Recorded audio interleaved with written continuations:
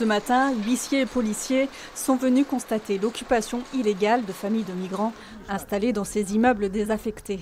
Le propriétaire est une filiale immobilière de la SNCF. Il s'agit simplement dans un premier temps de constater qui occupe sans droit ni titre ces bâtiments et dans quelles conditions ils les occupent. C'est une mesure de protection, peut-être ? Dans un premier temps, oui, mais surtout, je pense qu'il s'agira ensuite d'entamer une procédure judiciaire pour la récupération effective des bâtiments.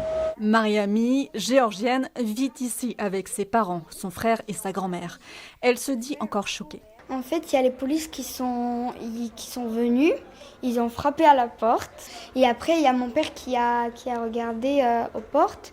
Et après, vu qu'il a vu, il y avait les polices, il a eu peur. Donc, vu que nous, on habite au premier étage, papa, il a décidé de sauter de la fenêtre. Et après, il est parti. Ils sont venus, ils ont fait des photos, des trucs, voilà. Et après, il y a un monsieur qui écrivait ce que je disais, enfin, les prénoms, et voilà. Mais en fait, moi, j'ai eu très peur parce que quand ils ont monté au deuxième étage, il y a une madame qui criait. Autour de ces familles géorgiennes, tchétchènes, marocaines, un collectif d'une 30aine d'associations se bat depuis 1 an pour obtenir régularisation et relogement de ces familles. Elles sont logées à titre provisoire dans des CADA, elles se font expulser des CADA ou elles sont logées à l'hôtel.